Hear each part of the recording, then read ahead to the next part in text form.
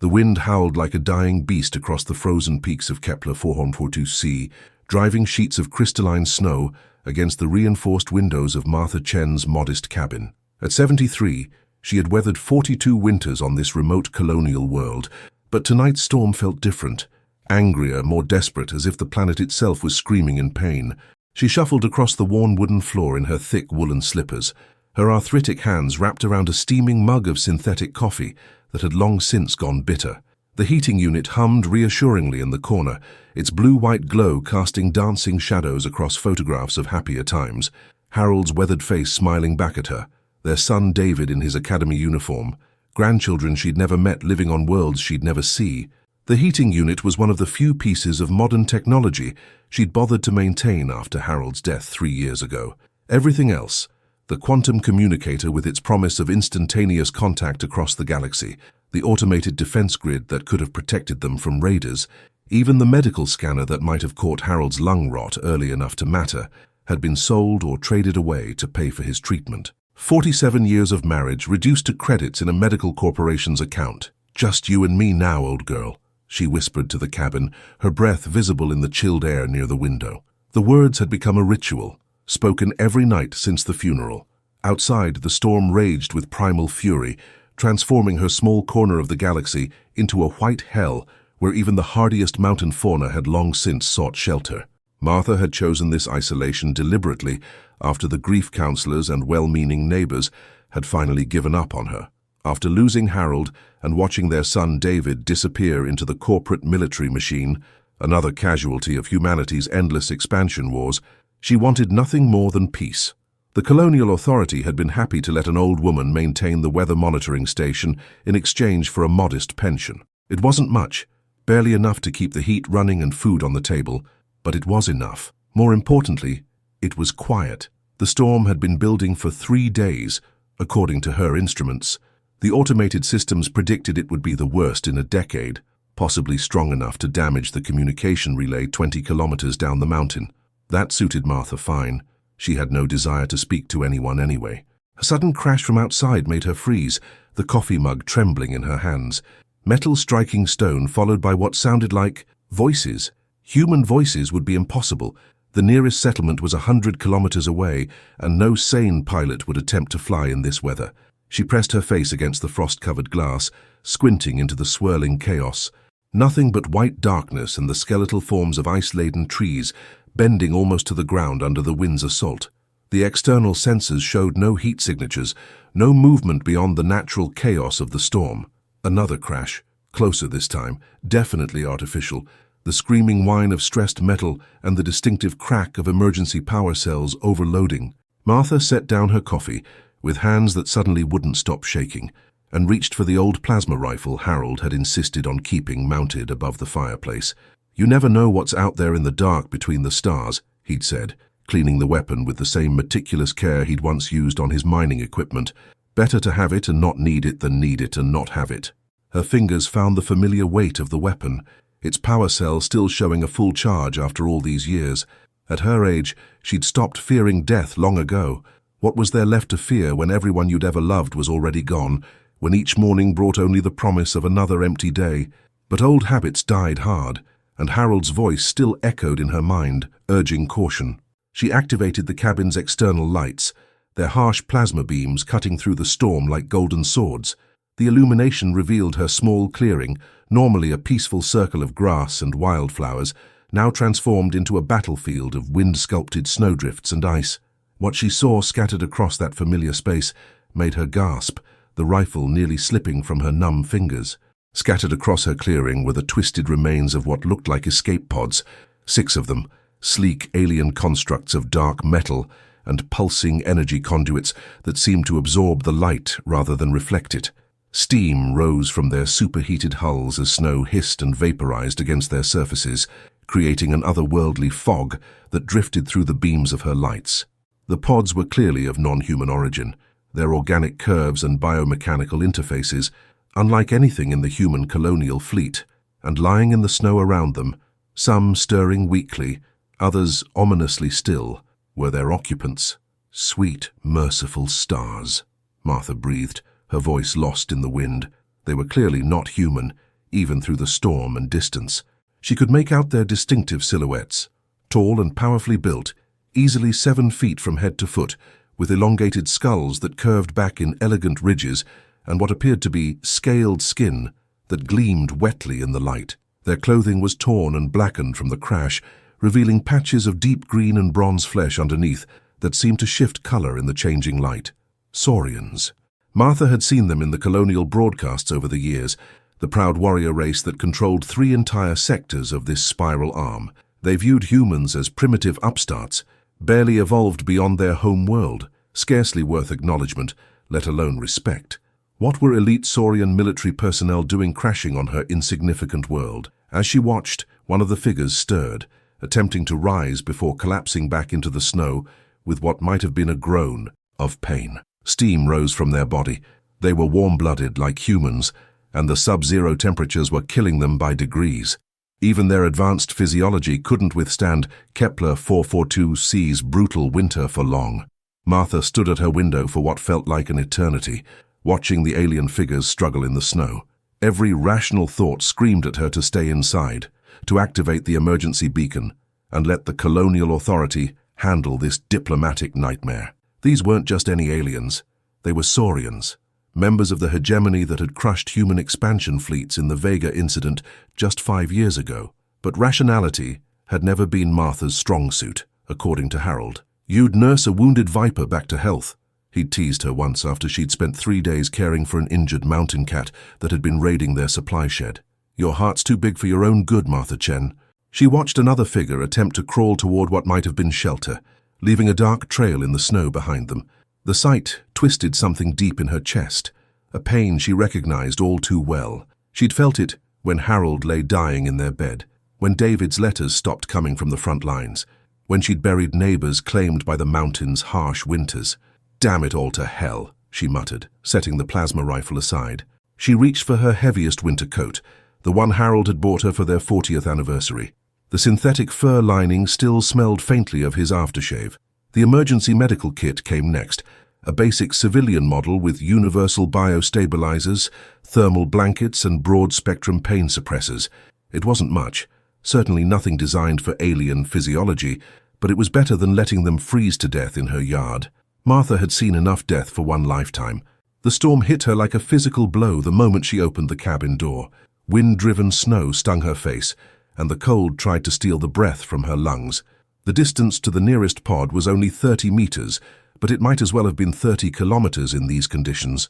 She pulled her scarf tighter and began the treacherous journey across the ice-slicked ground. The first Saurian she reached was conscious but clearly in shock. Up close, she could see the fine scales that covered their skin, each one catching the light like tiny emeralds. Their eyes, large and golden with vertical pupils, tracked her movement with obvious confusion. When she knelt beside them, they spoke in a voice like grinding stone, words in a language that sounded like music played on broken glass. "Easy there," Martha said, her voice gentle despite having to shout over the wind. "I'm here to help." She didn't know if they understood human speech, but tone was universal. She'd learned that much from years of dealing with frightened animals. The Saurian's eyes widened as she began wrapping them in a thermal blanket. They spoke again, more urgently this time, their clawed hand grasping weakly at her wrist. The gesture was unmistakably protective. They were trying to warn her about something. "I know you could probably tear me in half," Martha said, tucking the blanket around their massive form, "but right now you're hurt and I'm not, so we're going to work together. Understand?" She moved to the next figure, then the next. Some were unconscious. Others watched her approach with expressions she couldn't read but which felt oddly familiar. Fear, perhaps, or resignation. She'd seen both in Harold's eyes during his final days. The fourth Saurian she reached was smaller than the others, their scales a lighter shade of green that reminded Martha of spring leaves. When she knelt beside them, they spoke in accented but recognizable human standard. "Why? Why do you help us?" Martha paused in her work, surprised not just by their ability to speak her language, but by the genuine confusion in their voice. "Because you're hurt and I'm not," she repeated simply. "Doesn't matter what species you are. Nobody deserves to die alone in the cold." The Saurian's golden eyes studied her face with an intensity that was almost unsettling. "We are hegemony military. Your people and mine. We are enemies." "Are we?" Martha asked, checking their pulse, steady but rapid, suggesting shock. "I don't remember declaring war on anyone. I'm just a widow trying to get through another winter. And right now, you're just someone who needs help." She worked her way through all 20 survivors methodically, her movements becoming more confident as she recognized universal signs of injury and exposure. The biostabilizers seemed to work on saurian physiology, bringing color back to pale scales and steadying erratic breathing. The thermal blankets retained their body heat, buying precious time against the killing cold. By the time she'd tended to the last survivor, Martha's hands were numb and her lungs burned from the frigid air. The storm showed no signs of abating, and several of the aliens were in critical condition despite her efforts. They needed shelter, real warmth, and proper medical attention. Her cabin was small, barely large enough for 2 humans, let alone 27-foot aliens. But her workshop behind the main structure was larger, insulated, and had its own heating unit. It would have to do. The next hour passed in a blur of exhausting work. One by one, she helped the conscious saurians to the workshop, their massive forms leaning heavily on her small frame. Those who couldn't walk, she dragged on makeshift sleds fashioned from debris panels. Her back screamed in protest. Her arthritic joints felt like they were filled with ground glass, but she didn't stop. The unconscious ones were the hardest. Even with help from their conscious companions, moving a 7-foot alien through knee-deep snow tested the limits of Martha's endurance. But Harold had always said she was stronger than she looked, and tonight she proved him right. By the time the last saurian was safely inside the workshop, Martha was exhausted beyond measure. Her hands shook as she activated the heating units and distributed every blanket she owned among her unexpected guests. The workshop was crowded, with barely enough room to move between the injured aliens, but it was warm and dry. 20 pairs of golden eyes watched her as she moved among them, checking on their conditions, adjusting blankets, offering what comfort she could. Their expressions had changed from confusion to something else, something that looked almost like wonder. The one who spoke human standard earlier, Martha had started thinking of them as green due to their distinctive coloring, managed to prop themselves up on one elbow. "Human," they said carefully. "What is your name?" "Martha," she replied, settling down beside them with a weary sigh. "Martha Chen. And you?" "I am. My name translates poorly to your tongue, but you may call me Thessarian." They paused, studying her face in the warm glow of the heating units. "Martha Chen. Why do you risk yourself for strangers? For enemies?" Martha was quiet for a long moment, listening to the storm rage outside while surrounded by aliens who could have destroyed her with ease. "I don't know," she said finally. "Maybe because I'm too old to be afraid anymore, or maybe because I've lost enough people to know what it feels like to die alone." Thessarian's expression softened in a way that was remarkably human. "You have lost much." "Haven't we all?" Martha replied, pulling her coat tighter around her shoulders. Outside, the storm continued its assault, but inside the workshop, surrounded by enemies who had become guests, she felt warmer than she had in years. Dawn broke grey and subdued over Kepler 442c, the storm finally exhausting itself after 12 hours of fury. Martha woke to find herself curled up on the workshop floor, her back aching from sleeping on the cold concrete. Around her, the saurians stirred in the pale morning light, filtering through frost-covered windows. She dozed fitfully through the night, waking every few hours to check on her guests. 3 times she'd had to adjust heating units when power fluctuations threatened to plunge the workshop into deadly cold. Twice she'd administered additional biostabilizers to saurians whose conditions had worsened. Once she'd simply sat beside a young warrior who'd been calling out in their sleep. Nightmares, she suspected, though the alien words were incomprehensible. Now, in the harsh light of morning, the full magnitude of what she'd done began to sink in. 20 saurian military personnel, elite troops judging by the sophisticated armor and weapons scattered around the crashed pods, were alive because an old human woman had chosen compassion over caution. The colonial authority would have questions. The hegemony would certainly have questions. And Martha wasn't sure she had answers for either. Thessarian was the first to fully awaken, their golden eyes tracking Martha's movement as she checked on the others. Several saurians were sitting up now, their imposing forms made somehow less threatening by the way they clutched her homemade quilts around their shoulders. "The storm has passed," Thessarian observed, their accented English clearer after a night's rest. "Looks that way," Martha agreed, peering through a window at the transformed landscape. Snow had drifted higher than her waist in some places, sculpted into alien shapes by the wind. The escape pods were barely visible as dark mounds beneath white blankets. "How are your people feeling?" "Alive, thanks to you." Thessarian's voice carried a weight that suggested the simple statement meant far more than its words implied. "But I must ask, do you understand what you have done?" Martha paused in her examination of a warrior whose shoulder bore an ugly burn from their pod's overloaded systems. "I helped some folks who were in trouble, same as I'd do for anyone." "We are not anyone," rumbled a new voice. The speaker was the largest saurian in the group, their scales a deep bronze color that gleamed like polished metal. Intricate scarification covered their arms and neck. Rank markings, Martha realized. This was their leader. "I am Sub-Commander Drexhai of the Hegemony 4th Fleet. These are my warriors." The temperature in the room seemed to drop several degrees. Martha had heard of sub-commanders, elite officers who commanded entire battle groups, each responsible for more firepower than most human colonies could muster. She was looking at someone who could order the destruction of star systems. "Pleased to meet you," Martha said, as if she were greeting a neighbor at the grocery store. "I'm Martha. Can I take a look at that head wound of yours? Looks like it could use proper cleaning." Sub-Commander Drexhai's eyes widened slightly. Several of his warriors made sounds that might have been suppressed laughter. "You wish to tend to my injuries?"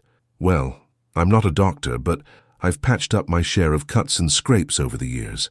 Martha reached for her medical kit, ignoring the way every saurian in the room was now staring at her with expressions of frank amazement. Harold was always coming home from the mines with something that needed fixing. She began cleaning the sub-commander's wound with gentle efficiency, her small hands working around the alien bone structure with practiced ease. Drexhai sat perfectly still, but Martha could feel the tension radiating from his massive frame. "You show no fear," he said finally. "Should I?" Martha asked, applying antiseptic to the cleaned wound. "You haven't given me any reason to be afraid. Bit hard to be scared of someone I spent the night keeping warm." "We could kill you," Drexhai said quietly. It wasn't a threat, more like a statement of confused fact. "So could a mountain cat or a blizzard or just old age," Martha replied pragmatically. "Doesn't stop me from getting up each morning." She finished bandaging his wound and sat back on her heels. "Besides, if you were planning to hurt me, you probably wouldn't have waited until I'd used up all my good bandages." The silence that followed was profound. 20 alien warriors stared at the elderly human woman, who had just casually dismissed their capacity for violence, while simultaneously demonstrating more kindness than they'd likely experienced in years of military service. Thessarian finally broke the quiet. "Sub-Commander, with respect, we must discuss what this means." Drexhai nodded slowly. "Indeed." He looked at Martha with something approaching reverence. "Human, Martha, you have created what your people would call a debt of honor. By your actions, you have bound us to you in ways that transcend species boundaries." "I didn't ask for any binding," Martha said, settling back against a storage crate with a tired sigh. "I just did what seemed right." "That," said Drexhai, "is precisely why the debt exists." He gestured to his warriors who were listening with rapt attention. "These are the elite of our military, veterans of a dozen campaigns, warriors who have served the hegemony for decades. Each has sworn oaths of loyalty that would see them die before showing weakness." Martha waited, sensing there was more. "Last night, when our ships were destroyed in that asteroid field ambush, when our pods crashed on this frozen world, we prepared to die with honor. It is the Saurian way, to face death with dignity rather than accept charity from others, especially from those we consider lesser." The words stung, but Martha had lived long enough to know that honesty often did. "But you're still here," she pointed out. "Because you gave us no choice," Thessarian interjected, their voice soft with wonder. "You appeared in that storm like some force of nature, wrapping us in warmth and dragging us to safety, whether we willed it or not. You showed us a kindness so pure, so selfless, that even our pride could not reject it. You made it impossible for us to die with honor," Drexhai continued, "because refusing your help would have been the greater dishonor. In saving our lives, you have also saved our souls." Martha felt heat rise in her cheeks. "Now you're just being dramatic. I'm not some angel. I'm just an old woman who couldn't stand to watch people suffer." "Just an old woman," repeated one of the younger warriors, their voice filled with something like awe, "who faced a blizzard to save strangers, who worked through the night to keep enemies warm, who showed us what your species calls mercy." The word hung in the air like a revelation. Martha looked around at the faces surrounding her, alien features softened by expressions she was beginning to recognize as profound respect. These warriors, bred for conquest and trained for war, were looking at her as if she'd shown them something they'd never seen before. "We have much to discuss with our fleet," Drexhai said finally. "When the communications are restored, when rescue arrives, there will be questions. Our superiors will want to know how we survived, why we lived when honor demanded death." "What will you tell them?" Martha asked. The sub-commander's scarred features shifted into what might have been a smile. "The truth, that we encountered something more powerful than our weapons, more decisive than our tactics."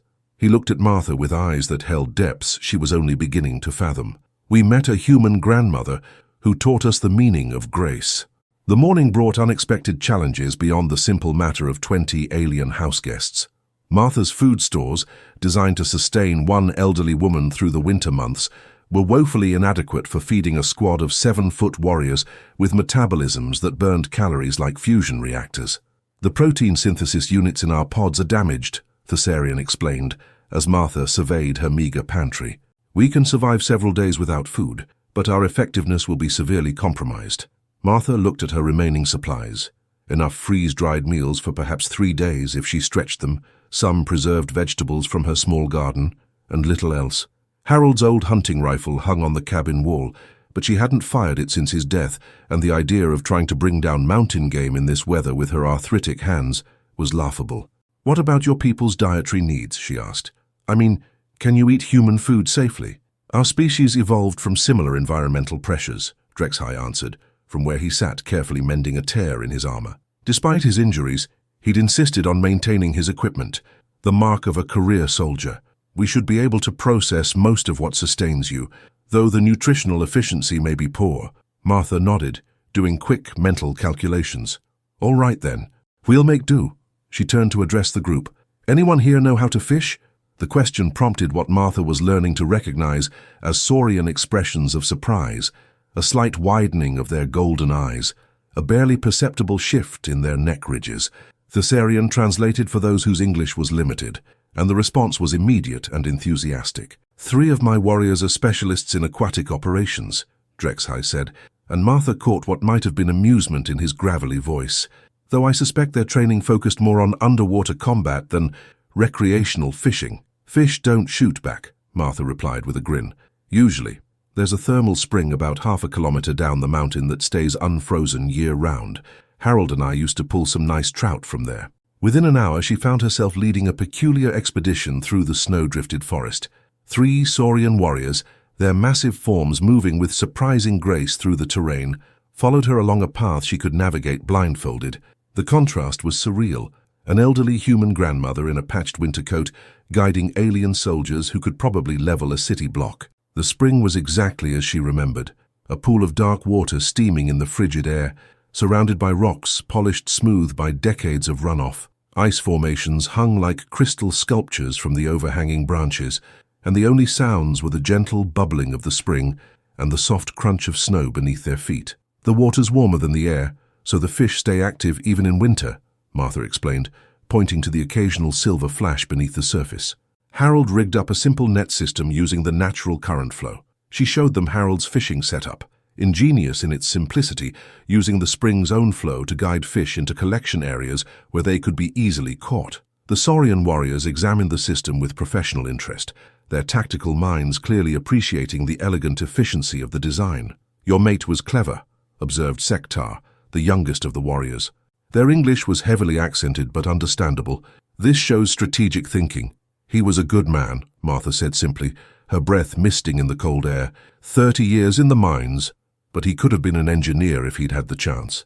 As the warriors set about adapting Harold's system for their larger hands and different physiology, Martha found herself in conversation with Thessarian, who seemed designated as the group's unofficial translator and cultural liaison.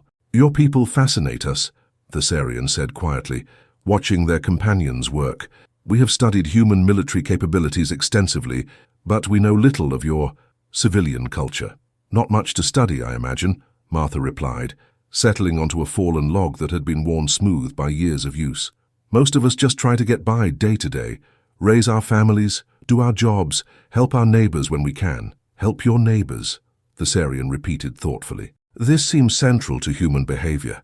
Our intelligence reports always mentioned it, but we assumed it was a strategic weakness, emotional attachment that could be exploited in warfare. Martha snorted. Maybe it is a weakness.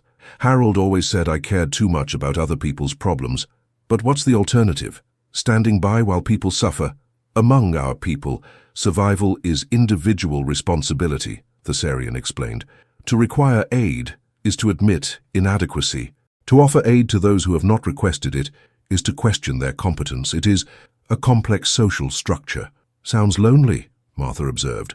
The simple statement seemed to hit Thessarian like a physical blow. They stared at Martha for a long moment, their golden eyes reflecting something she couldn't quite identify. Yes, it can be very lonely. Their conversation was interrupted by triumphant calls from the spring. The warriors had not only mastered Harold's fishing system, but improved upon it, using materials from their emergency packs to create a more efficient collection method. In less than an hour, they'd caught enough fish to feed the entire group. The walk back to the cabin was markedly different from their earlier expedition. The warriors moved with less rigid formation, occasionally commenting on the landscape or asking Martha about the local wildlife. Sektar, who seemed naturally curious, peppered her with questions about everything from the mountain's geology to the seasonal migration patterns of the indigenous bird species. You know much about this world, Drexhigh observed as they climbed the final slope to Martha's clearing. 42 years gives you time to learn, Martha replied, pausing to catch her breath. At her age, hiking through snow was becoming increasingly difficult, though pride prevented her from asking for help. Harold and I explored every valley and peak within 100 kilometers. This was our home. Was. Thessarian caught the past tense immediately. Still is, I suppose. But it's different when you're alone. Places seem bigger when there's nobody to share them with. The afternoon was spent in the comfortable domesticity of meal preparation.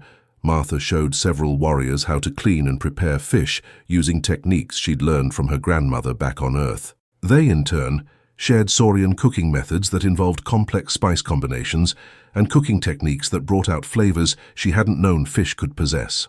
Your people have a saying, Drexhigh said as they shared the meal in the crowded workshop. Many hands make light work. I begin to understand its meaning. Also means many mouths make food disappear fast, Martha replied with a chuckle, watching 20 Saurian warriors demolish what would have been a week's worth of meals for her. But that's all right. Been a long time since I cooked for a crowd. As evening fell and the group settled in for their second night together, Martha noticed changes in her guests that went beyond simple physical recovery. The rigid military bearing had softened into something more human, she supposed. They joked among themselves, shared stories of home, and included her in their conversations with a naturalness that suggested they'd forgotten she was supposed to be their enemy.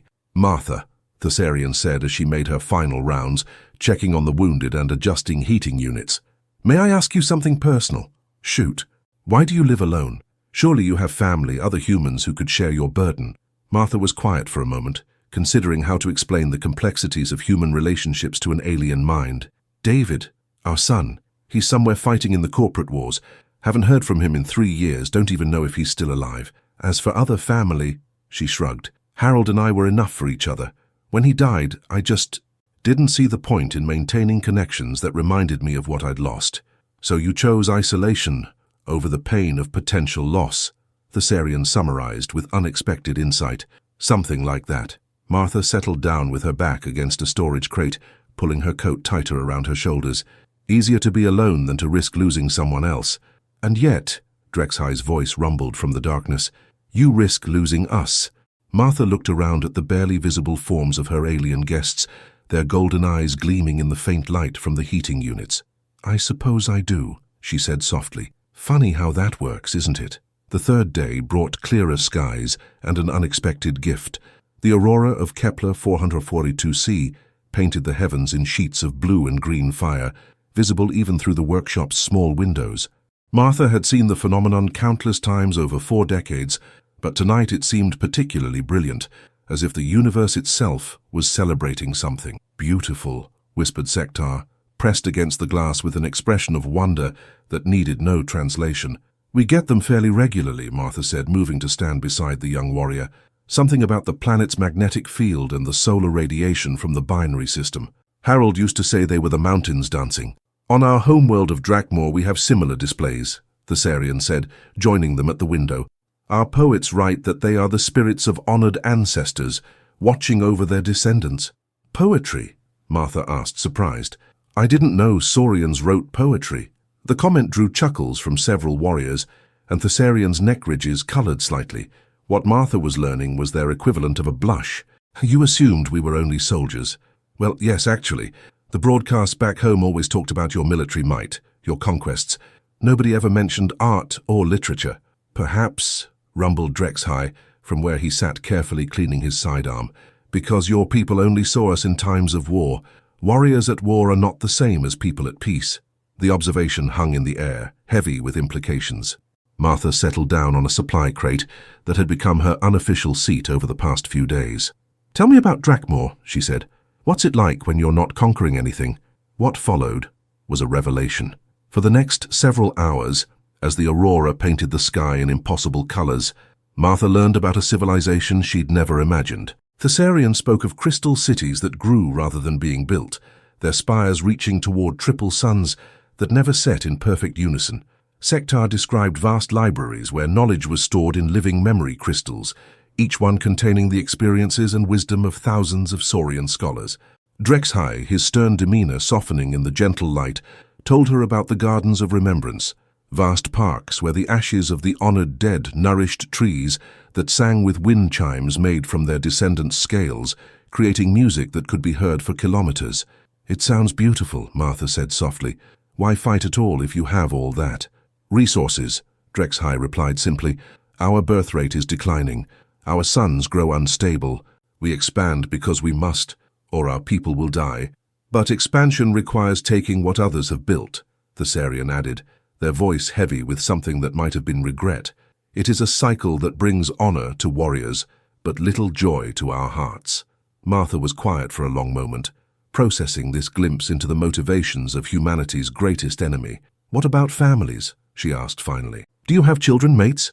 The question prompted an immediate and profound change in the atmosphere. Warriors who had been relaxed moments before suddenly tensed, and several pairs of golden eyes turned away from her gaze. I have offended, Martha said quickly. I'm sorry, I didn't know. No offense, Drexhigh said quietly. It is simply a painful subject. Military service requires long separations from our homes. Many of us have not seen our offspring in years. My mate died while I was fighting in the Vega campaign, one warrior said suddenly, their voice barely audible. I received word 3 months after the battle. My children were raised by her clan sisters. They know me only through holographic messages. I have 2 young ones on Drakmor, Sektar added, their usual enthusiasm replaced by profound sadness. The youngest was barely hatched when I left for this deployment. They will be nearly grown before I see them again, if I see them again. The pain in their voices was universal and unmistakable. Martha felt her heart constrict with familiar agony, the same loss she'd experienced when David disappeared into his military service, the same helpless grief that came from loving someone you couldn't protect. Tell me about them, she said gently. What followed was the most human conversation Martha had ever had with non-humans. Warriors who commanded starships and conquered worlds spoke with tender voices about children taking their first steps, about mates who wrote letters filled with news from home, about grandparents teaching traditional songs, and youngsters showing aptitude for engineering or art or music. Drexhigh, the stern sub-commander, produced a small holographic projector from his personal kit and showed images of his 3 offspring, elegant creatures with scales that shifted color with their emotions, playing in gardens that looked like something from a fairy tale. They send me recordings, he said, his gruff voice uncharacteristically soft. My eldest, Kethai, has begun training in the crystal singing academies. Their voice can shatter stone or heal wounds, depending on the melody they choose. That's incredible, Martha breathed, watching the holographic children at play.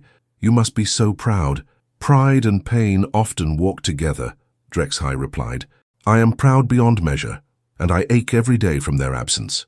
Sektar shared recordings of their own offspring, tiny creatures no bigger than human infants, but already displaying the characteristic Saurian intelligence in their bright golden eyes. The youngest seemed to recognize their parents' voice through the recordings, reaching toward the projector with small, clawed hands.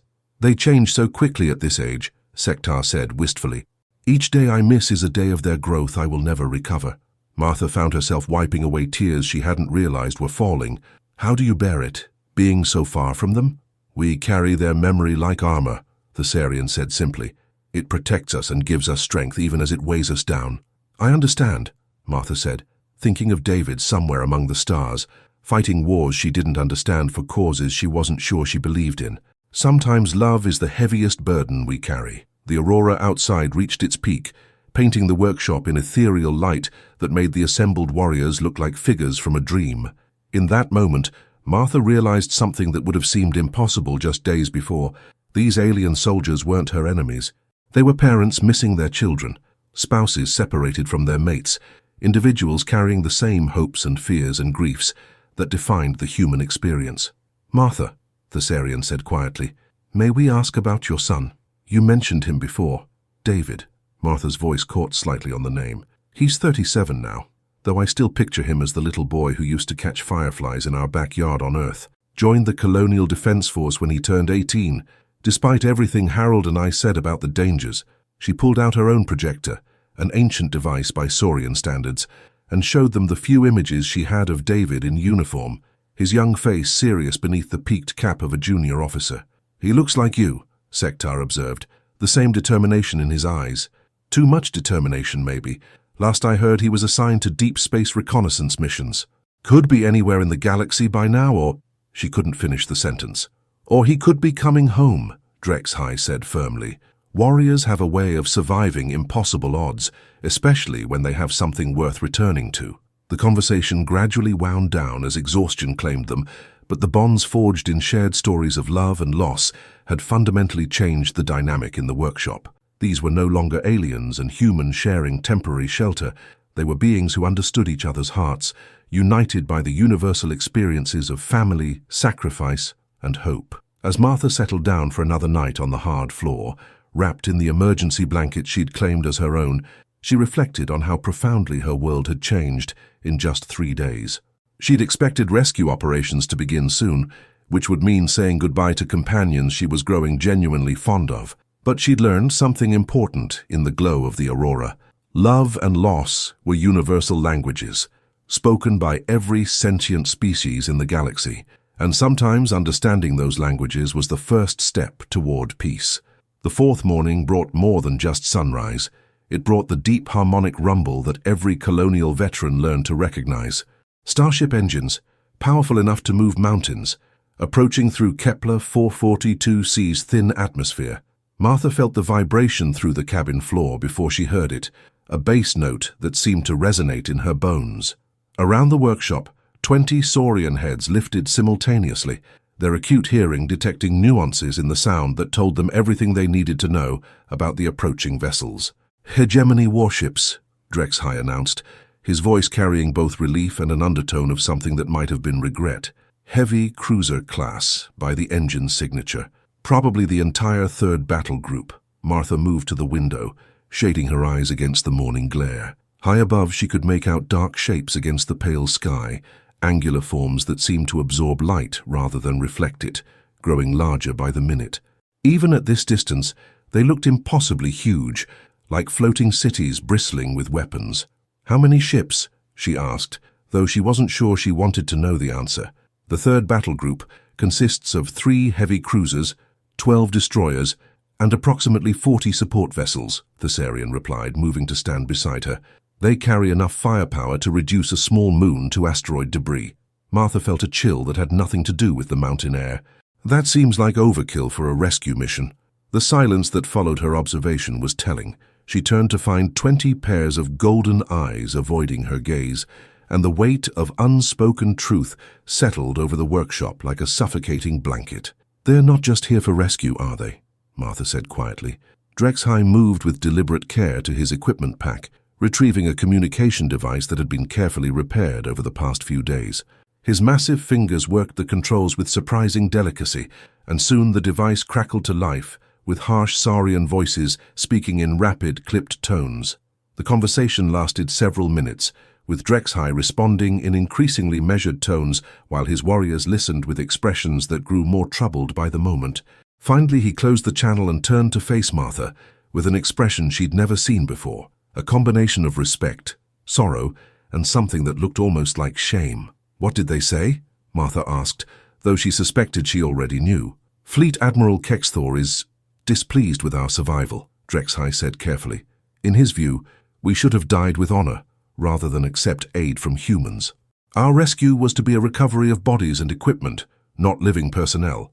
Martha felt ice form in her stomach. And now? Now they know that humans are present on this world. Admiral Kexthor has classified this as a potential intelligence breach. Standard protocol requires, he paused, struggling with the words, elimination of witnesses, Thessarian finished quietly. Martha, I am sorry. We have brought death to your door. The workshop fell silent, except for the growing rumble of approaching starships. Martha looked around at the faces of beings she'd come to think of as friends, warriors who had shared stories of their children, who had helped her catch fish and prepare meals, who had shown her the deepest truths about their culture and their hearts. How long do we have? She asked. The Admiral wishes to speak with us first, Drexhai replied, to understand how we came to be in the debt of a human. But once he has that information, he didn't need to finish. Martha nodded slowly, her mind working with the clarity that came in moments of crisis. She'd lived through enough emergencies on this harsh world to know that panic was a luxury she couldn't afford. Is there anything I can do? Any way to convince them that I'm not a threat? You saved the lives of 20 hegemony elite warriors, Sektar said, their young voice heavy with despair. In the Admiral's view, that makes you the most dangerous human in the galaxy. The irony would have been laughable if it weren't so tragic.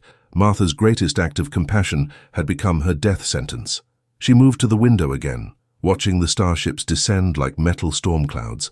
The lead vessel was already close enough that she could make out details. Gun ports that could level city blocks, sensor arrays that could track a single person from orbit, shield generators that could deflect any weapon in the human arsenal. There might be another way, she said suddenly. The warriors looked at her with expressions of desperate hope. You said I created a debt of honor by saving your lives, Martha continued, her mind racing through possibilities. What exactly does that mean in your culture? Drexhai's scarred features shifted into something that might have been a smile. It means we are bound to you until that debt is repaid. We cannot allow harm to come to you, even if ordered to inflict it ourselves. And if your admiral orders you to step aside while others harm me, we would be honor-bound to refuse, Thessarian said, understanding dawning in their golden eyes. But Martha, that would mean mutiny, Drexhai finished, 20 elite warriors declaring themselves in rebellion against Fleet Command. It would mean our deaths, and likely the deaths of our families back on Drakmor. Martha was quiet for a long moment, weighing the implications of what she was considering. These beings had become more than guests. They were friends, surrogate family members who had filled a loneliness she'd carried for years. The thought of their deaths, and the deaths of their loved ones back home, was unbearable, but the alternative was her own execution and the potential destruction of any human settlements the hegemony discovered in this system. What if there was a third option? She said finally. What if we could convince your admiral that keeping me alive serves the hegemony's interests? How? Sektar asked. Martha smiled, and for the first time since the starships appeared, she felt something like hope. By showing him what I showed you, that humans aren't the primitive enemies he thinks we are, that we're potential allies, if approached with respect instead of conquest. The rumble of engines grew louder, and through the window Martha could see the first landing shuttles detaching from the main fleet. They had perhaps an hour before Admiral Kexthor arrived to pronounce judgment on them all. It's a long shot, Martha admitted, but it's better than the alternatives. Drexhai studied her face with the intensity of a tactical assessment.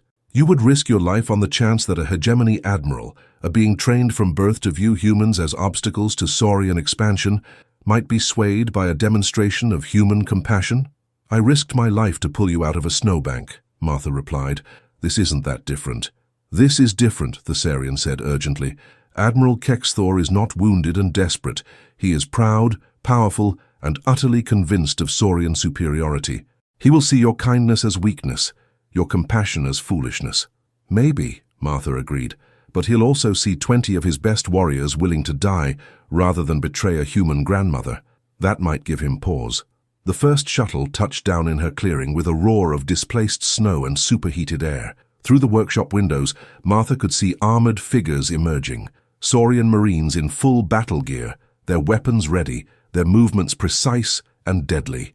Well, Martha said, straightening her shoulders and smoothing her worn coat, I guess we're about to find out if an old woman's kindness is stronger than a lifetime of hatred. Outside, the sound of marching feet grew closer, accompanied by voices speaking in the harsh, commanding tones of military authority. Martha's fate, and the fate of her unlikely friends, would be decided in the next few minutes. She thought of Harold, of David somewhere among the stars, of all the people she'd loved and lost over the years. If this was to be her last act, at least it would be one worthy of their memory. Fleet Admiral Kexthor was a figure from nightmares and propaganda broadcasts made flesh. Standing nearly 8 feet tall, even without his ceremonial armor, his scales were so dark they seemed to absorb light, giving him the appearance of a living shadow. Intricate scarification covered every visible inch of his hide, each mark representing a conquered world, a defeated enemy fleet, or a strategic victory that had expanded the hegemony's reach across the galaxy. When he entered Martha's workshop, followed by a full squad of elite Marines, the space that had felt comfortably crowded with 20 warriors suddenly seemed claustrophobically small. The temperature seemed to drop several degrees, and even Drexahai, himself a decorated veteran, unconsciously straightened to attention. Martha, however, remained seated on her supply crate, hands folded in her lap, like a grandmother waiting for Sunday dinner to finish cooking. The contrast was so absurd that several Marines actually hesitated in their advancement, clearly uncertain how to process the sight of their supreme commander facing off against an elderly human woman in a patched winter coat. Sub-Commander Drexhai, Admiral Kexthor's voice was like grinding stone, each word precisely articulated and carrying the weight of absolute authority. Explain to me how 20 elite hegemony warriors came to be sheltering with the enemy instead of dying with honor. Drexhai stepped forward, his bearing military perfect despite his injuries. Admiral, we crashed during the asteroid field ambush. Our pods were damaged, our equipment compromised. We prepared for honorable death, but he gestured toward Martha with something that might have been reverence. This human intervened. Intervened. The Admiral's golden eyes fixed on Martha with predatory intensity. Elaborate. She pulled us from the wreckage during a blizzard that would have killed any unprotected being within minutes. She provided medical aid, shelter, warmth, and food, asking nothing in return and showing no fear despite our superior numbers and capabilities. Admiral Kexthor's gaze never left Martha's face. And you allowed this? We were unconscious or incapacitated, Thessarian interjected, stepping protectively closer to Martha. By the time we could have refused her aid, accepting it had already saved our lives. To reject such pure compassion would have been the greater dishonor. Compassion. The Admiral repeated the word like it tasted bitter, a weakness that lesser species mistake for virtue. He moved closer to Martha, his massive form looming over her seated figure. Human, do you understand what you have done? Martha looked up at him calmly, showing no sign of intimidation, despite the fact that he could have killed her with one casual swipe of his clawed hand. I helped some folks who were in trouble, same as I'd do for anyone. The simplicity of her response seemed to catch the Admiral off guard. His head tilted slightly, a gesture Martha had learned indicated confusion or intense thought among Saurians. You claim no knowledge of our military capabilities, our strategic importance to the hegemony. I know your soldiers, Martha replied. Good ones from what I've seen, but when I found them they weren't soldiers, they were just people who were hurt and cold and a long way from home. Just people, Admiral Kexthor repeated, his voice dropping to a dangerous whisper. We are Saurian elite warriors, the apex of galactic military evolution. We are not people. Martha studied his face for a moment, seeing past the fearsome exterior to something else, a flash of uncertainty perhaps, or a crack in the absolute certainty that had defined his worldview. Admiral Kexthor, she said quietly, do you have children? The question hit like a physical blow. Every Saurian in the workshop went perfectly still, and for a moment the only sound was the distant hum of the starships overhead. That information is not relevant to this situation, the Admiral said, but his voice had lost some of its commanding edge. I think it is, Martha continued, rising slowly from her crate. Despite the height difference, she somehow managed to project an aura of gentle authority that made the massive alien actually take a step back. Because every one of your warriors here spent the last 4 days telling me about their families, about children they miss, mates they love, parents who worry about them. They shared pictures and recordings and stories that would make you weep if you let yourself feel them. She gestured to the assembled warriors, her voice growing stronger with each word. Sektar there has 2 little ones. who barely know their parent because duty keeps them away. Thessarian writes poetry about crystal cities and singing gardens. Drexhai carries recordings of his children that he plays every night before sleep. Admiral Kexthor's golden eyes darted to his sub-commander, who met his gaze without flinching.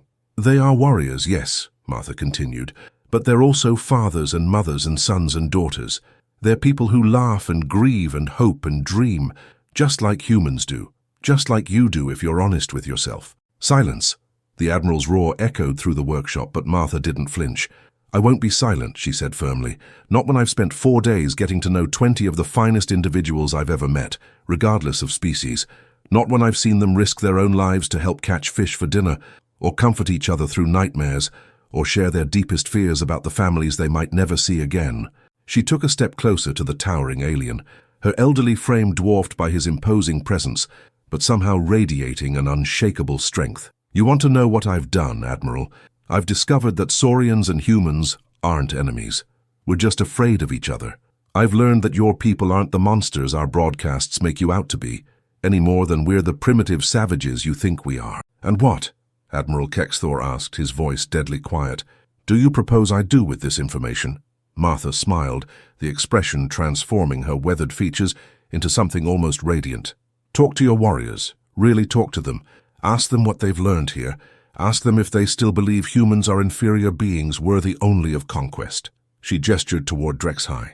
"Ask your sub-commander if he thinks the woman who saved his life and showed him kindness without expecting anything in return is really his enemy." The workshop fell silent, except for the distant rumble of starship engines. Admiral Kexthor stood frozen, his fearsome features cycling through emotions too complex to easily read.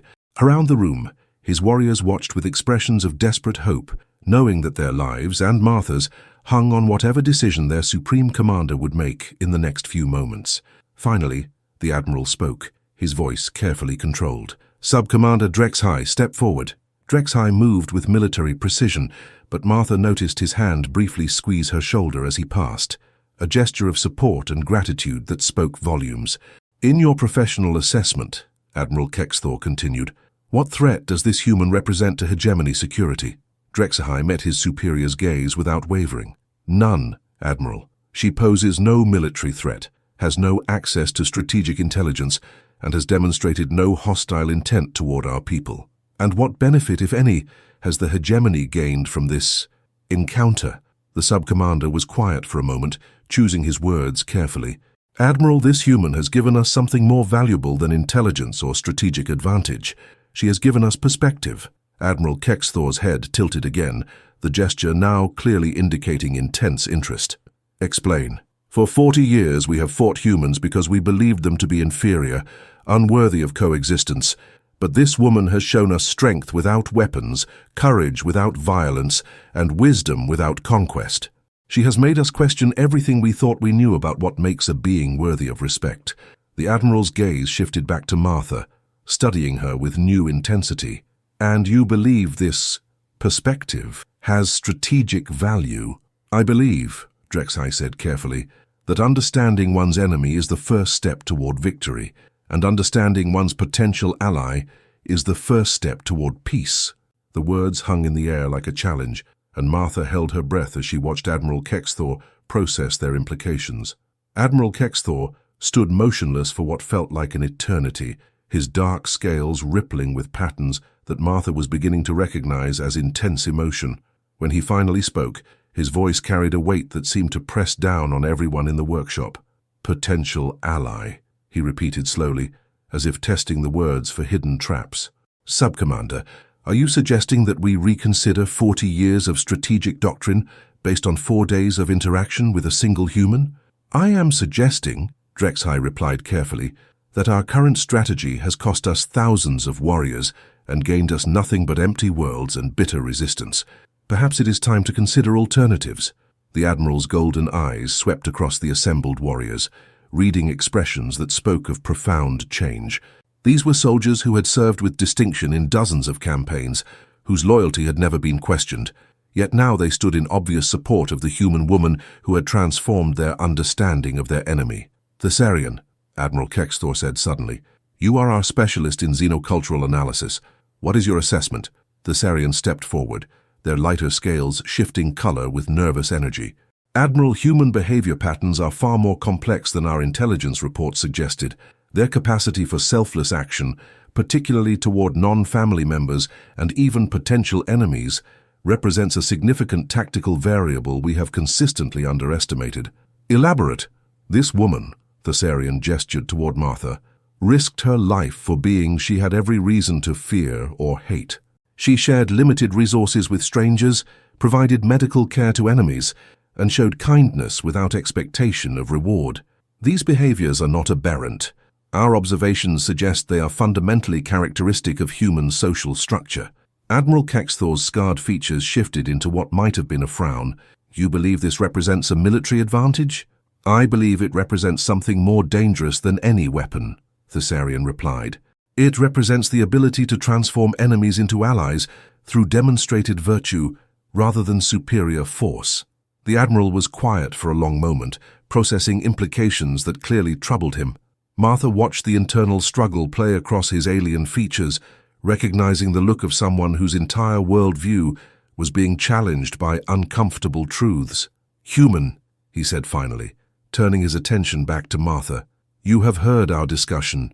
What would you have me do with this perspective my warriors have gained? Martha met his gaze steadily, her weathered hands clasped in front of her like a diplomat addressing a foreign court. I'd have you consider that maybe there's a better way forward than endless war. The hegemony does not wage war for pleasure, Admiral Kexthor replied, his voice carrying undertones of genuine frustration. We expand because our homeworld's resources are failing, because our population requires new worlds to sustain itself. Would you have us simply accept extinction? Of course not, Martha said firmly.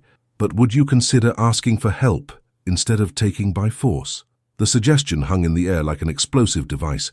Several Marines actually took involuntary steps backward, and even Drexhigh's eyes widened at Martha's audacity. Ask for help, Admiral Kexthor repeated, his voice dangerously quiet. From species we can defeat in open combat. From species who might choose to help you if you approach them as potential partners instead of conquest targets, Martha clarified. Admiral, humans have been expanding through this galaxy for 3 centuries. We've learned that cooperation generally yields better results than conquest.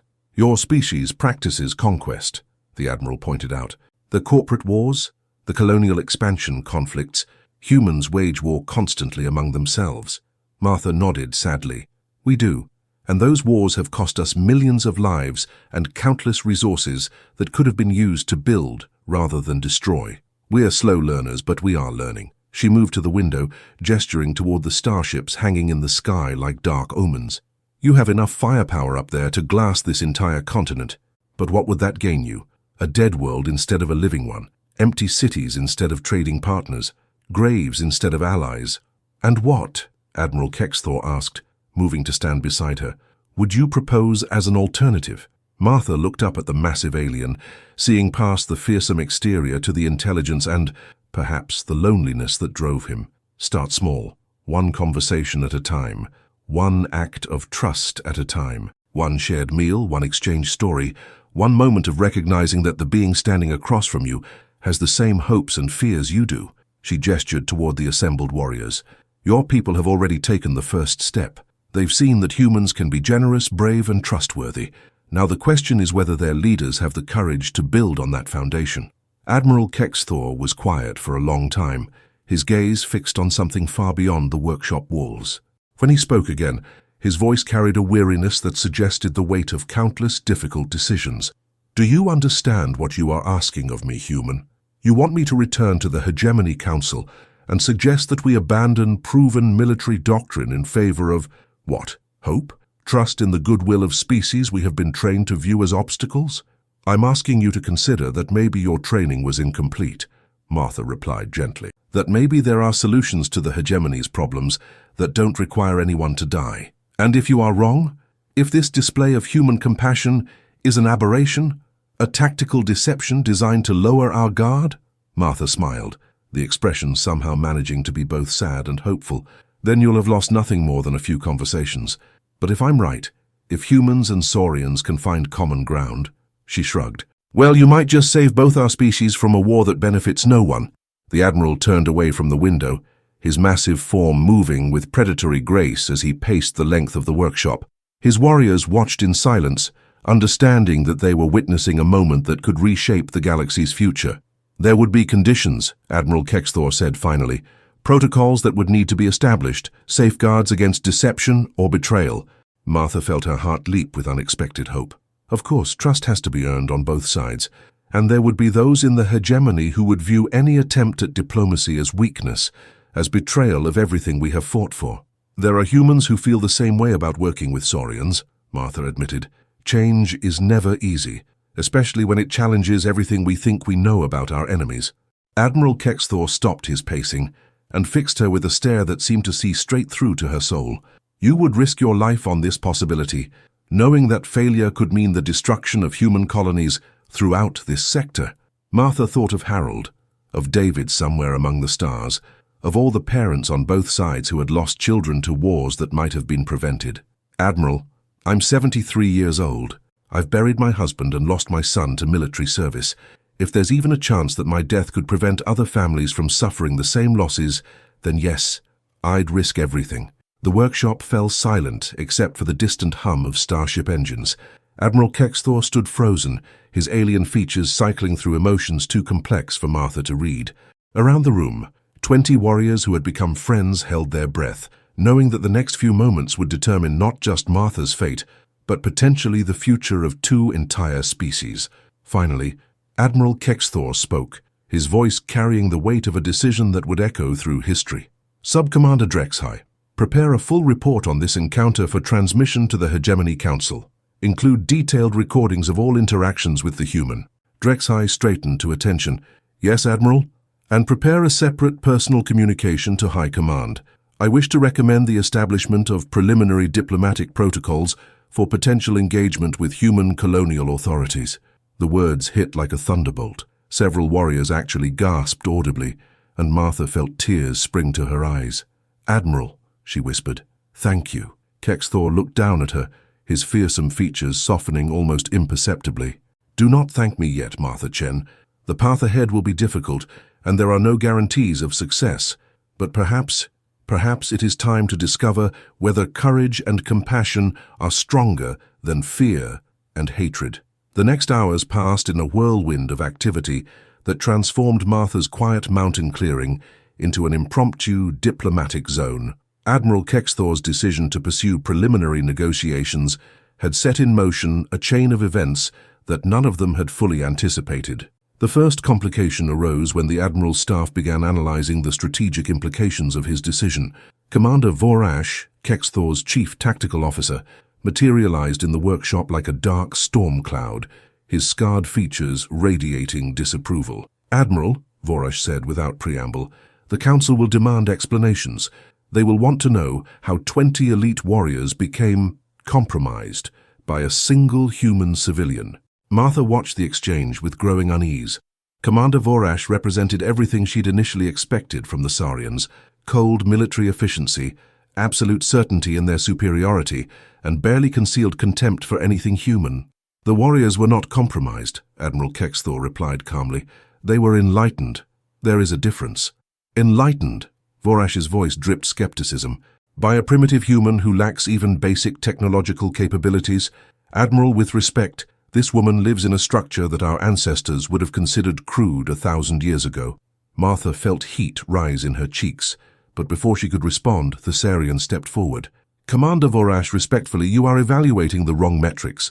This human's technological limitations are irrelevant when compared to her demonstrated capabilities in areas we have consistently undervalued, such as strategic thinking that prioritizes long-term stability over short-term gain, resource management that maximizes efficiency through cooperation rather than domination, and most importantly, the ability to transform potential enemies into willing allies through demonstrated virtue. Vorash's golden eyes narrowed. Thessarian, you speak like a poet rather than a warrior. Perhaps, Thessarian replied without flinching, because I have learned that sometimes poetry achieves what weapons cannot. The philosophical debate that followed revealed just how deeply the encounter with Martha had affected the rescued warriors. They spoke of concepts that seemed alien to traditional Saurian military doctrine: mercy as strength, vulnerability as courage, compassion as a strategic asset rather than a liability.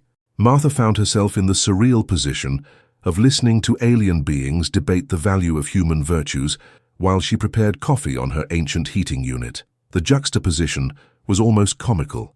Representatives of galactic superpowers arguing philosophy, while an elderly woman in a patched coat played hostess.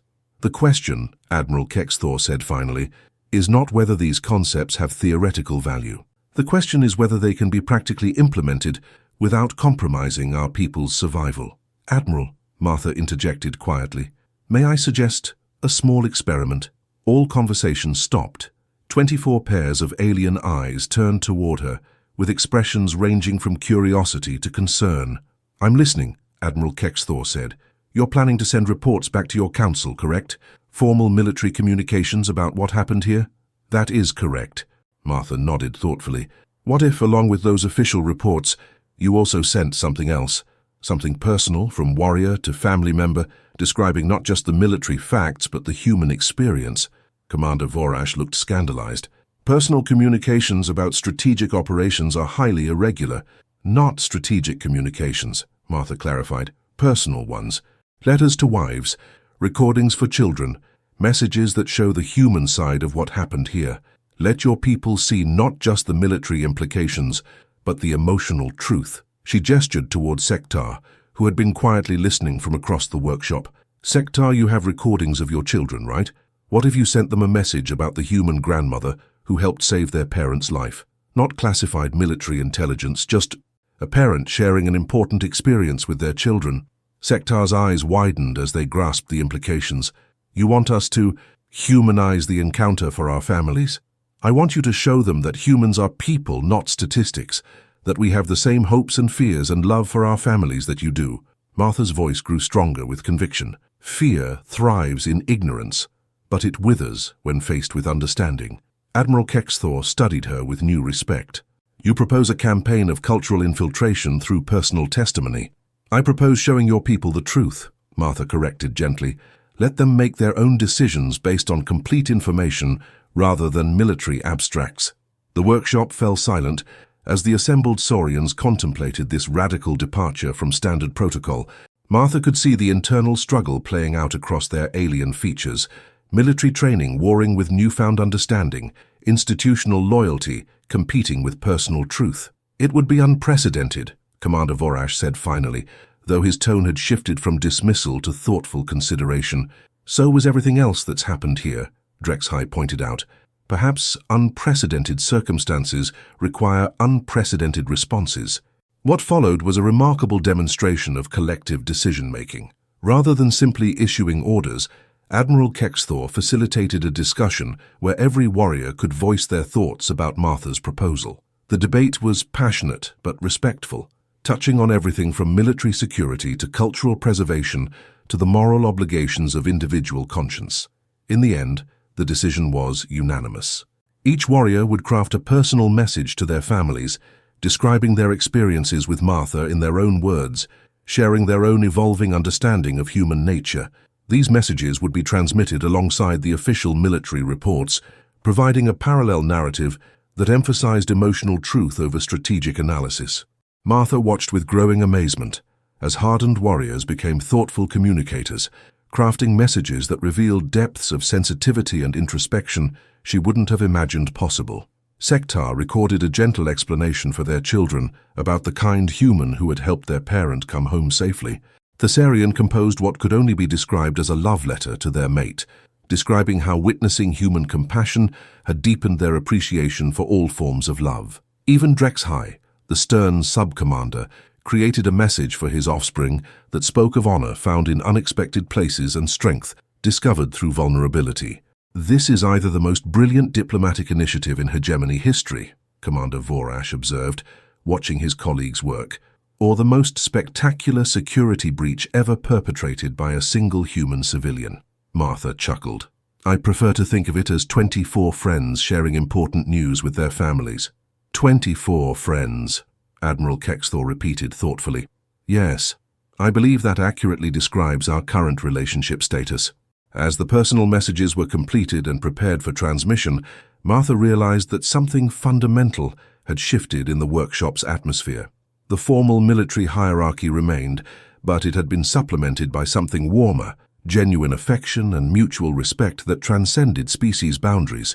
The transformation was perhaps most visible in Admiral Kexthor himself. The fearsome military commander remained, but Martha could see glimpses of the individual beneath the rank, someone who carried the weight of countless difficult decisions, who worried about the future of his people, who perhaps had not experienced simple, uncomplicated kindness in far too long. "Martha," he said as the communications preparations neared completion, "I must ask you something that may seem strange. I'm listening. Would you be willing to record a message yourself? Something that could be transmitted to the Hegemony Council, along with our reports?" Martha blinked in surprise. "What kind of message?" "The same kind you encouraged my warriors to send. Personal testimony. Truth from the heart rather than strategic analysis." Admiral Kexthor's voice carried an almost vulnerable quality. "I believe the Council needs to see you as you are, not as an intelligence briefing or a tactical assessment, but as a being worthy of respect and consideration." The request was simultaneously flattering and terrifying. Martha would be addressing the leaders of a galactic empire, beings whose decisions affected the lives of trillions. The wrong words could doom any chance of peaceful coexistence between their species. But as she looked around at the faces of her alien friends, beings who had become family in the span of just a few days, she knew she had to try. "All right," she said simply, "but I'm just going to speak from the heart. I'm not a diplomat or a politician. I'm just a widow who believes that kindness is never wasted." Admiral Kexthor's scarred features shifted into what she was learning to recognize as a genuine smile. "Martha Chen, I believe that may be exactly what the galaxy needs to hear." Martha stood before the recording device, feeling more nervous than she had since her wedding day 51 years ago. The sophisticated Saurian equipment looked impossibly complex compared to her simple life, but Thessarian had assured her that all she needed to do was speak naturally. The device would handle everything else. Behind the camera, 24 alien faces watched her with expressions of encouragement and hope. These warriors had become her family in ways that transcended species, and now they were trusting her to speak for all of them, to the most powerful beings in their civilization. "Just be yourself," Admiral Kexthor said quietly. "Speak the truth, as you have lived it these past days." Martha nodded, smoothing her worn coat one final time. Harold had always said she looked distinguished when she was nervous. She hoped he was right. "My name is Martha Chen," she began, her voice steadier than she'd expected. "I'm 73 years old, and I've lived on Kepler 442c for 42 years. I'm a widow, a mother, and until 5 days ago, I thought I knew what Saurians were like." She paused, gathering her thoughts while the alien device recorded every word with crystalline clarity. "Your news broadcasts reach our colonies, you know. We hear about hegemony expansion, about conquered worlds and defeated fleets. For most of my life, I've thought of your people as something to be feared, powerful, ruthless beings who saw humans as obstacles to be swept aside." Martha's eyes found Thessarian's gentle gaze, drawing strength from the connection they'd formed. "But 5 days ago I found 20 of your warriors crashed in my front yard during the worst blizzard in a decade. They were hurt, freezing, and a long way from home. And in that moment they weren't conquerors or enemies, they were just people who needed help." Her voice grew warmer as she continued, the nervousness fading as she spoke from her heart. "So I helped them. Not because I'm particularly brave or wise, but because it was the right thing to do. I pulled them from the wreckage, tended their wounds, shared my food and my shelter. And you know what I discovered? Your warriors aren't monsters. They're fathers and mothers missing their children. They're poets and engineers and individuals with hopes and fears just like any human." Martha gestured toward the assembled warriors, her movements unconsciously maternal. "Sektar showed me recordings of their children, beautiful little ones with bright eyes full of curiosity. Thessarian shared poetry about crystal cities that made me homesick for places I've never seen. Drexhigh carries the weight of command with a dignity that would humble any human leader I've known." She took a deep breath, preparing to make the point that mattered most. "I learned that Saurians aren't our enemies because they're evil or cruel. You're expanding because your homeworld is dying, because your people need new places to live and thrive. That's not evil. That's survival, and it's something any human can understand." Martha's voice grew stronger, carrying the conviction of hard-won wisdom. But here's what I want you to understand. Humans aren't your enemies either. We're not primitive savages standing in the way of Saurian progress. We're neighbors you haven't met yet, potential friends who might be willing to help if you asked instead of demanded. She moved closer to the recording device, her weathered features animated with passion. Your empire has technology we can barely imagine, knowledge that could solve problems we've struggled with for centuries. But we have things too, worlds with room to grow, resources we could share, and yes, perspectives that might help your people in ways you haven't considered. Martha paused, thinking of all the conversations she'd shared with her alien guests over the past few days. These 20 warriors have become my friends, not because they're useful to me or because I fear them, but because I've seen their hearts. I've watched them comfort each other through nightmares, work together to solve problems, and show kindness to an old woman who had nothing to offer but a warm place to sleep. Her voice caught slightly, as emotion threatened to overwhelm her. I've buried too many people I loved. My husband to disease, friends to accidents, neighbors to the harsh realities of colonial life. I don't want to bury any more. I don't want human parents to lose children to wars that might have been prevented, and I don't want Saurian families to suffer the same losses. Martha looked directly into the recording device, as if she could see through it to the distant council chambers where her words would be heard. I'm not asking you to trust humans blindly or abandon your people's needs. I'm asking you to consider that maybe there's a better way forward than endless conflict. Maybe instead of taking what you need by force, you could try asking for help. Maybe instead of seeing humans as obstacles, you could see us as potential partners. She gestured toward Admiral Kexthor, her voice filled with genuine respect. Your admiral came here prepared to eliminate a security threat. Instead, he's choosing to explore the possibility of peace. That takes more courage than any military victory, because it means risking everything on hope instead of relying on proven strength. Martha's voice grew softer, more personal. I'm just one old woman on a backwater world. I can't speak for all of humanity, and I certainly can't make promises about what our governments might decide. But I can tell you this, the human heart is capable of remarkable things when it's given a chance. We can forgive old hurts, embrace former enemies, and work together toward goals that benefit everyone. She smiled, the expression transforming her weathered features into something radiant. Your warriors are proof that Saurian hearts are capable of the same remarkable things. They've shown me honor, compassion, humor, and friendship across species lines that neither of us even knew could be crossed. Martha took a step back, her message nearly complete. So here's my hope and my challenge to your council. Look at what 20 warriors and one grandmother accomplished in 5 days of simply treating each other with basic decency. Imagine what our entire species could accomplish if we approached each other with the same openness. Her voice carried the weight of personal experience and hard-won wisdom. The choice is yours to make. You can continue seeing humans as enemies to be conquered, and will probably continue seeing you the same way. Or you can take the first step towards something better, something that honors the hopes your warriors carry for their children and the dreams humans hold for theirs. Martha moved toward the recording device, her final words carrying the gentle authority of a grandmother offering advice to beloved grandchildren. Peace isn't weakness. Cooperation isn't surrender. Sometimes the strongest thing you can do is extend your hand to someone who has every reason to be your enemy, and see if they'll take it. She reached out and touched the device, ending the recording with a simple gesture that somehow carried profound symbolism. The workshop fell silent.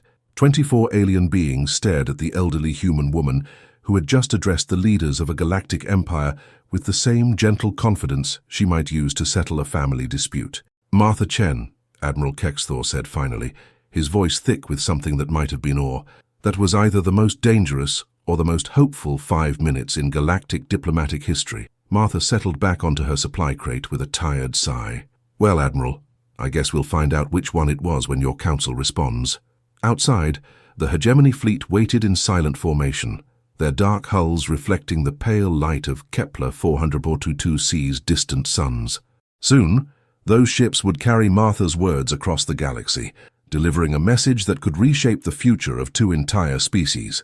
Whether that future would be built on the foundation of continued conflict or unprecedented cooperation would depend on the wisdom and courage of beings Martha would never meet, making decisions that would echo through generations yet unborn. But for now, in a small workshop on a frozen world, 24 friends of different species prepared to discover whether an old woman's hope was stronger than a galaxy's fear. The response came faster than anyone had expected.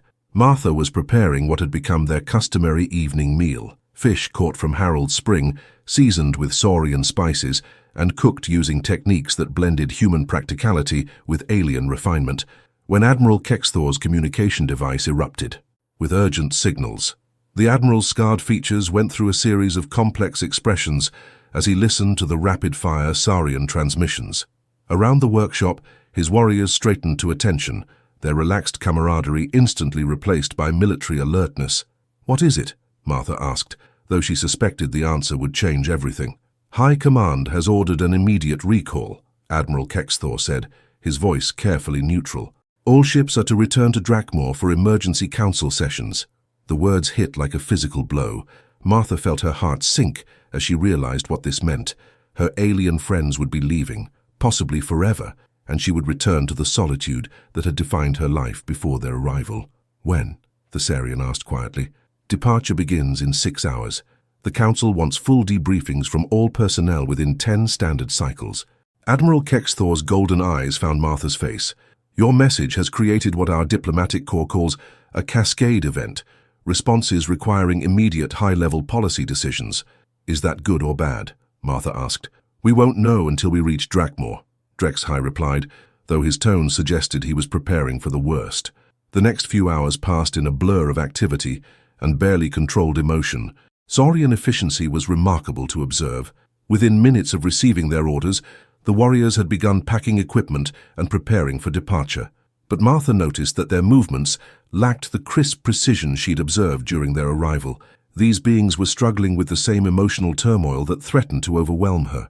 "Martha," Sektar approached her as she stood at the workshop window, watching shuttles descend from the fleet above. "I wanted to thank you before we leave." "For what?" Martha asked, though her voice was thick with unshed tears. "For showing me that my children have an ally among the humans," Sektar replied. "Regardless of what the Council decides, I will carry that knowledge with me always." Similar conversations played out across the workshop as each warrior took time to express their gratitude and say their farewells. These weren't formal military acknowledgements. They were personal exchanges between beings who had become genuinely fond of each other. Thessarian presented Martha with a small crystal that pulsed with inner light. "A memory stone from Drakmor," they explained. "It will record and preserve your experiences here, so that future generations might understand what we learned together." "It's beautiful," Martha whispered, holding the crystal up to catch the light. "But you don't need to." "I want to," Thessarian interrupted gently. "This place these days, they've changed me in ways I'm still trying to understand. I want to ensure that transformation is never forgotten." Drexhigh's farewell was characteristically military, a formal salute that nonetheless conveyed profound respect. "Sub-commander to sub-commander," he said with a slight smile. "You've commanded this operation with distinction." "I'm not a sub-commander," Martha protested. "You led 20 elite warriors through a crisis that could have destroyed us all," Drexhigh replied. "You made strategic decisions under pressure, maintained unit cohesion, and achieved objectives that seemed impossible. If that doesn't qualify you for command rank, I don't know what does." Admiral Kexthor was the last to approach her, his massive form seeming somehow diminished by the impending departure. "Martha Chen," he said formally, "the hegemony is in your debt. Whatever the Council decides, that truth will not change." "The debt runs both ways," Martha replied. "You and your warriors have given me something I thought I'd lost forever." "Which is?" "Family," Martha said simply. "People to care about, people who care about me. You've made me feel less alone in the universe." Admiral Kexthor's fearsome features softened into an expression of genuine warmth. "Perhaps loneliness is a problem both our species need to address." As the last equipment was loaded and the final preparations completed, Martha found herself standing in her clearing, surrounded by beings preparing to return to the stars. The contrast with their arrival was stark. Then they had been wounded enemies seeking shelter. Now they were departing as friends carrying hope for unprecedented change. "Will I see any of you again?" Martha asked, the question she'd been dreading to voice. "If the Council agrees to pursue diplomatic contact," Admiral Kexthor replied, "Drakmor will need to establish permanent diplomatic facilities in human space. This world, this location, would be symbolically appropriate for such an installation." Martha felt her heart leap with unexpected hope. "You mean?" "I mean that Martha Chen's mountain might become the foundation for peace between our species." Thessarian said with obvious emotion. What better place to build bridges than where they were first imagined? The boarding shuttles landed, with their characteristic roar of displaced air and superheated thrust. As the warriors filed aboard in disciplined ranks, each one paused to exchange a final gesture of farewell with Martha. Touches of hands across species lines, expressions of gratitude in multiple languages, promises to remember what they had learned together. Admiral Kexthor was the last to board, turning back one final time to look at the elderly human woman standing alone in the snow. "Martha," he called over the shuttle's engines, "what you've given us is more valuable than any military victory. Whatever happens next, know that you've already won the most important battle." "Which battle is that?" Martha called back. "The battle for understanding," Admiral Kexthor replied. "The war against ignorance and fear. The fight to prove that different species can choose cooperation over conflict." The shuttle lifted off, carrying its precious cargo toward the fleet above. Martha watched until the last vessel disappeared into the star-filled darkness, leaving her alone with the silence and the memory crystals that pulsed with alien light. But as she turned to walk back to her cabin, Martha realized that she didn't feel alone anymore. Somewhere among the stars, 24 friends were carrying her message to the leaders of a galactic empire. Somewhere in the vast darkness, beings she had touched were working to build bridges across the void that separated their species. The mountain was quiet, but it was the silence of anticipation rather than abandonment. Whatever came next, Martha Chen had planted seeds of hope in the most unlikely soil imaginable. Now all she could do was wait to see what would grow from that impossible garden of friendship forged across the stars. Above her, the aurora danced in sheets of blue and green fire, as if the universe itself was celebrating the birth of something new and wonderful and full of promise for the future. 3 months passed in relative quiet. Martha returned to her routine of weather monitoring and solitary meals, but the cabin felt different now, larger somehow, as if it had been designed for more occupants than just one elderly woman. The memory crystals Thessarian had given her pulsed softly on her mantelpiece, preserving every moment of those extraordinary 5 days. She'd received no official word from the colonial authority about the Saurian visit. Either they remained unaware of what had transpired on her mountain, or they had classified the information so heavily that an old weather monitor wasn't entitled to know about it. Martha suspected the latter, and found herself oddly relieved by the silence. Some stories were too important to be reduced to bureaucratic reports. The first sign that something momentous was approaching came on a Tuesday morning, when her seismic sensors detected massive gravitational disturbances in the upper atmosphere. Martha checked her instruments twice, certain there must be an error. The readings suggested fleet movements on a scale that dwarfed anything she'd witnessed during the brief Saurian rescue operation. By afternoon, the horizon began to darken with approaching ships. Martha stood at her window, watching the sky fill with vessels unlike anything she'd ever seen. These weren't the purely military formations that had accompanied Admiral Kexthor's rescue fleet.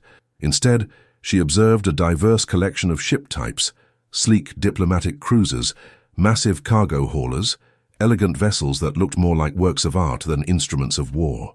And at the center of the formation, flying in perfect coordination, were ships bearing both Saurian military markings and human colonial insignia. "Sweet, merciful stars," Martha whispered, her coffee mug trembling in her hands.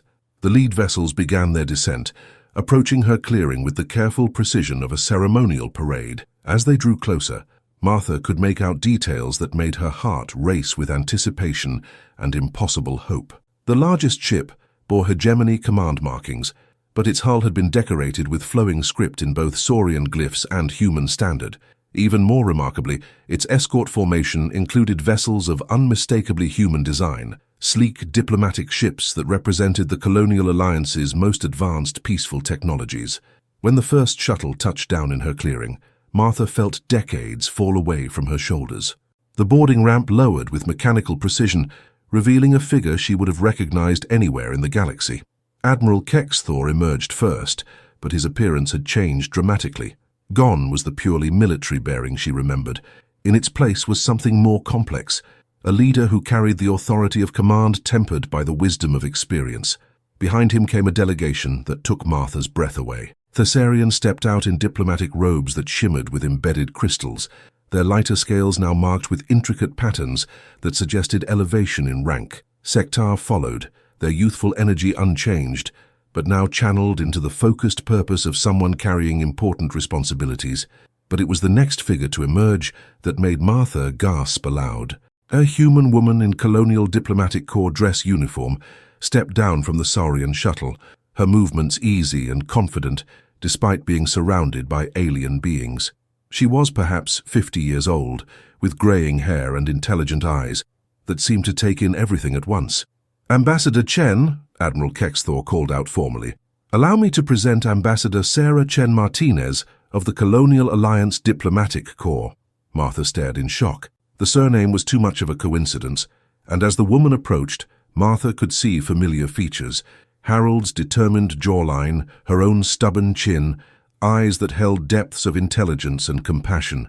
"Grandmother," the woman said simply, her voice thick with emotion.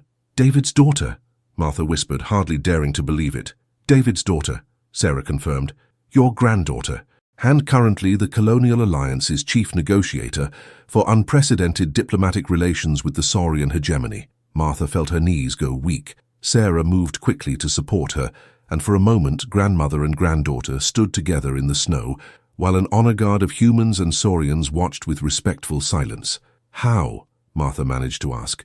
"Your message," Admiral Kexthor explained, approaching with the careful movements of someone entering a sacred space. "It reached not only the Hegemony Council, but was shared with human authorities as part of preliminary diplomatic protocols. When Ambassador Chen Martinez's genetic profile was analyzed during security clearance procedures, the relationship was discovered." "Dad's been looking for you for years," Sarah said softly. "He never stopped trying to find you after communications were lost during the Henderson Rebellion."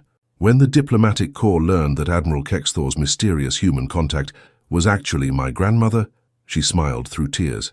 "Well, they decided I was uniquely qualified to handle first contact protocols." Martha looked around at the assembled delegation, beings from two species who had been enemies just months before, now standing together in her small clearing like a family gathering. "What happened?" she asked. "What did the council decide?" "They decided," the Saurian said, stepping forward with obvious pride, "that Martha Chen's proposal for cooperation deserved serious consideration. Preliminary agreements have been signed for joint colonization projects, technology sharing initiatives, and cultural exchange programs.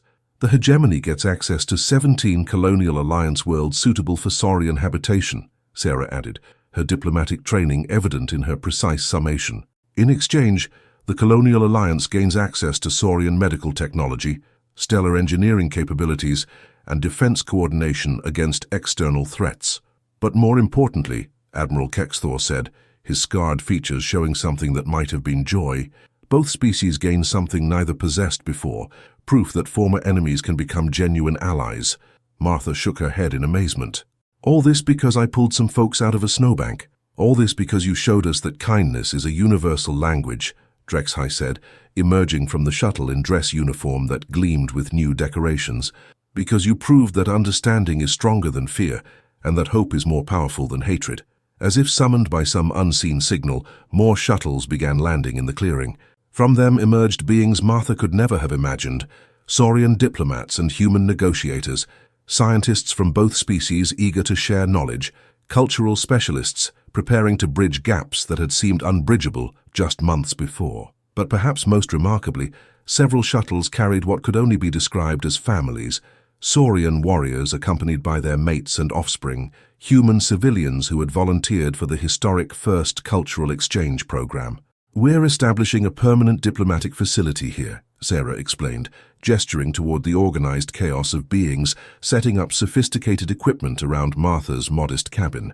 "The Kepler 442c Accords, they're calling it, the first formal treaty between our species, signed in the place where peace was first imagined. Your mountain is about to become the most important diplomatic site in human space," Admiral Kexthor added. "But we wanted to ensure that its original resident approves of the changes."